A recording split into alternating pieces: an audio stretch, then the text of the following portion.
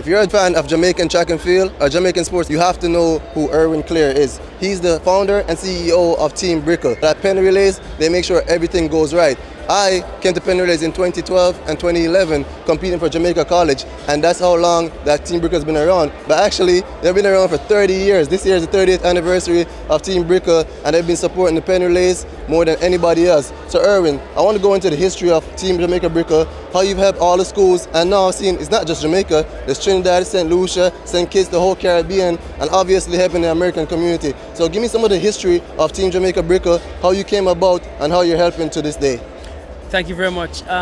Team Jamaica Bickle was founded some 30 years ago, primarily about the welfare of the athletes, ensuring that they had the proper nutrition. As you know, coming from Jamaica, where it's 80 degrees, coming to the city of brotherly love and sisterly affection, it's 40 degrees. Food is different. The whole scenario is different. So we here as Jamaican and Caribbean national in the city, in the tri-state area, recognize it as part of our responsibility to be gracious host. And at the time, I was part of an organization called Jamaica Progressive League that used to host the athletes. And officials from Jamaica basically said to us that what we did for them after the relays would be more proficient if we was doing the relays. And so the idea was born. Vincent Osang from Caribbean Food Delight became the engine, providing the meals and the food. And we started humbly in an 8-foot trailer, GE trailer, by the Levy Center here, the parking center here at the Penn Relays. And it's upgraded since, right? We went to a tent, into a bigger tent, which was a massive, expansive situation where we actually cooked on site and all that. This has been our second year now in the Palestra. So we have made significant strides in our relationship with Penn, as well as how we've expanded our services that now we're in the cathedral of basketball. Yeah, and I can see that too from myself in 2011 coming back now in 2024 and seeing the upgrade. And I have to correct myself. It's Irwin Clare OD. Definitely want to make sure I get those right? Because I mean, you've done some great things, and what you've done, I felt it myself as an athlete. And now, over 10 years later, I'm coming back, I'm seeing everything, I'm seeing all the students in here reaping all the benefits. What motivates you to come out and do this year after year? It's a labor of love.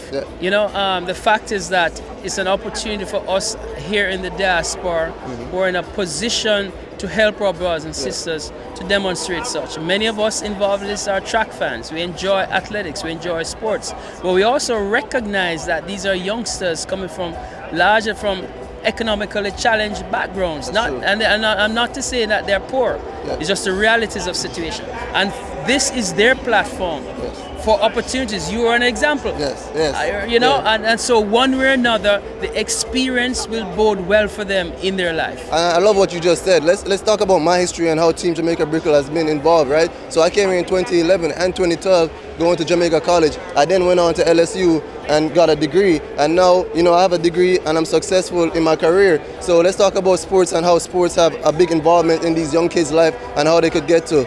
Without a doubt, because this is their talent.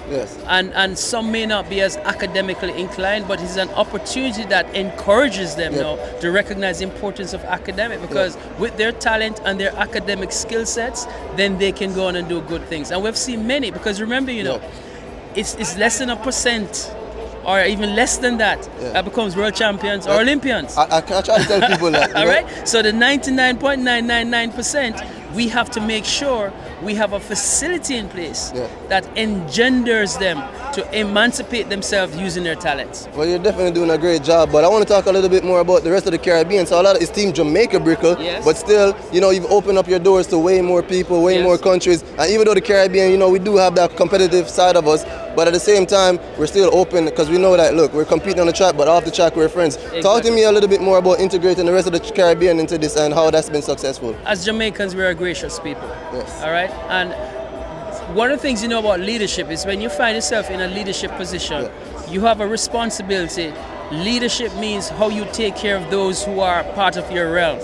Right now, Jamaica finds itself at the top of the pinnacle as it relates to track and field within our region and on a global sense. So it is our responsibility that for our Caribbean brothers and sisters are indeed our neighbors, and we are here at the Penn Relays. Whatever we can do to help them too helps us. Yes. Because it's a collective space that we operate in. And so, we are honored that we're able to facilitate our Caribbean brothers and sisters who choose to participate within our realm. 100%. So we grow together, we all build together. It's a teamwork. On the track we're going there, we're competing for first place. But off the track, we all want to win together. So talk to me a little bit about the future. You've grown so much tremendously. What do you have planned for the future? What type of things are you looking for yourself? How do you want to partner better with the Penn Relays? How do you want to move things forward? Well, we see that happening now because this weekend we'll be endeavoring in a rather historical event where we're going to be taking reggae music into Franklin Field. And this is big because you know that this is the bastion of when they talk about the status quo, and so the fact that we will be introducing into the stadium is a major step forward in our industry as we bring the nexus of music and sports. But that's very critical. And two particular aspects of our lives in our culture in Jamaica that needs to work together to raise us up. As it relates to Team Jamaica Bickle, we're embarking on building more relationships and foundations. And one that stands out for us is the Second Round Foundation. That is Jalen Brunson's foundation. Second Round Foundation. And we're working with them on endeavors and that will seek to present legacy projects in Jamaica, starting with GC Foster. So look out to hear some upcoming announcement as it relates to Second Round Foundation and the Team Jamaica Bickle. And that's great. Team Jamaica Brickle is very strong here in Philadelphia and the Northeast. But I'm glad to hear that you guys are going to be doing a lot of things now in Jamaica and try to benefit the kids before they even come up here. So let's shift gears a little bit. Definitely want to talk about some on-the-track performances. So you've been here for 30 years, so you've seen some great performances. I'm going to put you on the spot here. I need your top 3 best performances that you've seen in your 30 years at Penn Relays. And truth be told now, right? I probably can count on my hand how many times I've gone in the stadium and watched races, right? But there's one particular, and the Usain Bolt phenomenon, it's in a class by itself. So forget that. Yeah, forget that one. That one is us. The Usain Bolt one, crazy. That was 2012? 2010, I think it was. 2010. Yes, 2010. That was the time when Penn Relays came to a halt. Yeah. And there's only one thing stopped the running of Penn Relays there, and that's an electrical storm. Exactly. Well, Usain Bolt was the next one. All right. Kemoy Campbell. Kemoy, yes. On a Friday evening, I think it was probably about the same, probably 2012, somewhere there, when he won the 5,000 meters, which I think became the 4th fastest time at that time. Kemoy Campbell is from a country school, Belfield. And while I stood there in that evening, the Friday evening, I watched, as a countryman myself, I was heartened just to see that man, that young kid, doing what he was doing in the stadium, because normally those races go to elsewhere, right? Yes, exactly. And so that was one race that stood out for me because it brought home the realization that it wasn't KC, it wasn't JC, no disrespect, but it was a school from way in the country there, doing what they Put did. them on the map. Yes, and then of course Johan Blake, I think that year in the 4x4 when he ran down. I just watched that race. I just watched that race. I'm glad you brought that one up. Right, and that race, and then the year now, if you remembered, when the girls, I think it was, recaptured that 4x1 they ran, I think it was prior to the Olympics or whatever the case was. Are you talking 2017 when Elaine Thompson? Yes, that was that the year. Yes, but I remembered it being a relay. That it was really USA was, I guess, supposed to win, but we defeated them. So those are some of the races that jumps out at me. Of course, there are many of the races that I see schools that I remember back in the day when Heidel won their first one, nobody knew who Heidel was. Heidel's been coming up so much over the last couple of years. I mean, that was probably the first one that put them on the map. Yes, right? And even Jamaicans didn't know who they were. I know Heidel won their first champs last year. So yes. So they've been significant, and like I said, the experiences for me has been largely in the operational side to see our youngsters, how they joke inside, but when they go on the track, they're all professional.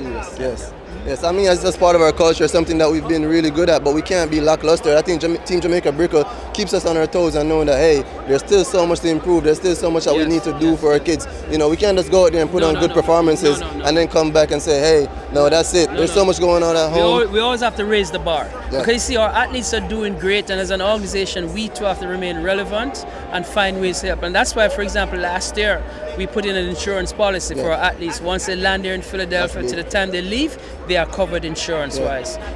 So we continue to find ways to improve on the athletes' welfare. Because I've always said this: the business of sports is the welfare of our athletes. And that's very important, right? Welfare of our athletes is the business of sports. And I'm glad you touched on that, because that's something that I talk about a lot on my own personal channels about the finances, and I think a lot of people are not comfortable talking about it, but we have to be, right? Because lack of knowledge puts you behind. Once you have financial knowledge, you can make better decisions. And it's the same thing when it comes to scholarship, knowing how it works, the clearinghouse and all those, going to colleges, all your options, because going professional, as you said, isn't the only option. Only the 1% of the 1% make it. So the majority of people have to realize that, going out there and getting a scholarship, that's a success. You're winning. So tell me, where can people who want to find more information about Team Jamaica Brickle find that?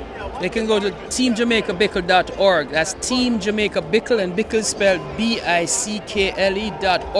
We have our platform there, and you can go there and make a donation. When you do that, you're ensuring the winning tradition, and that is a tradition of inclusivity and ensuring that we provide opportunities for our athletes to expand themselves and empower themselves to greater heights.